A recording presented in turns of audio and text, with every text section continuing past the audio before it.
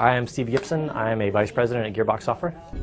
Looks like those alien bastards drank all my beer. So the game was in development for a little bit, a couple of years. Where Gearbox got involved was right around the time we were doing Borderlands, also with 2K Games. And it wasn't something where like, oh well, it's about the ship, we'll just take credit for it. Like, I mean, it's been a big deal for us. We are in a very fortunate situation.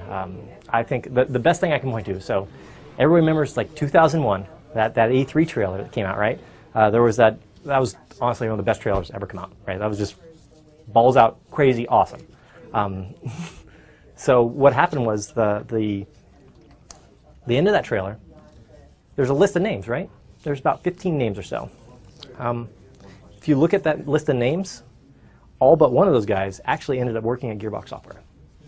I think we have a lot of guys there who are very invested in the history and the legacy and really understand Duke Nukem. So I think that we're the perfect studio for that. We were in just an amazing position, and it was really fortunate that we just happened to be finishing Borderlands at the time, and we happened to be doing that with the publisher who has the publishing rights for that game. We happened to be in the same town, and we all knew George and Scott and those guys, and heck, play poker with those guys every week, still do.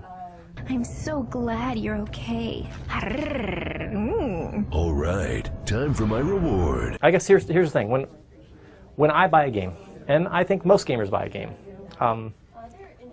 they buy it because they want to be entertained. They don't buy it because it has, I don't know, like the most characters that you can play a character class. Like, oh, I'm going to buy a Street Fighter 7 because it has 50 player characters. Like, all they care about, and just about all gamers care about, is am I going to have fun? Am I going to sit there laughing and smiling and talking to my friends about this? You know, it's the same reason I go to see a movie. I will go see some small indie movie, or I'll go see 2012. I don't care how it's happened. As long as I'm entertained, I'm entertained.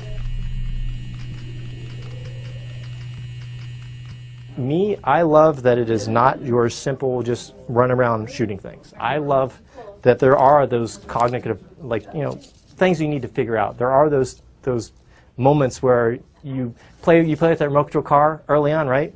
And then you know, about an hour or two later, you see that car again, but this time you see a pad that you can get shrinked on. You can go get shrunk, hop in that car, and then drive it all around and do all these crazy things. Like, there's these surprising things that just really feels just plain fun, you know. And it's just amazing. This world and this environment is just so unique. The game takes place roughly 10 years or so since Duke Nukem last saved the world, right? So now we're, you know, about a decade later. Duke's sitting in his living room playing his own game, and he's like, man, finally, this game's out, right? This better be good. It's taken this while. And what has happened since then is that the world has changed so that, you know, he's buddies with the president now, and he's buddies with, like, he's rich and famous, and he's franchised himself. He's, you know, got Duke's Lady Killer Casino, Duke Burger, Duke's Titty City that we're here in today. The man himself has just become even larger, if you can imagine.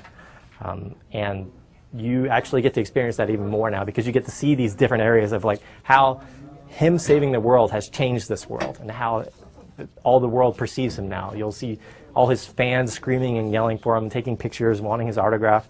I mean, in this game you actually can sign autographs, you know. God, here he comes. Come get some May 6th.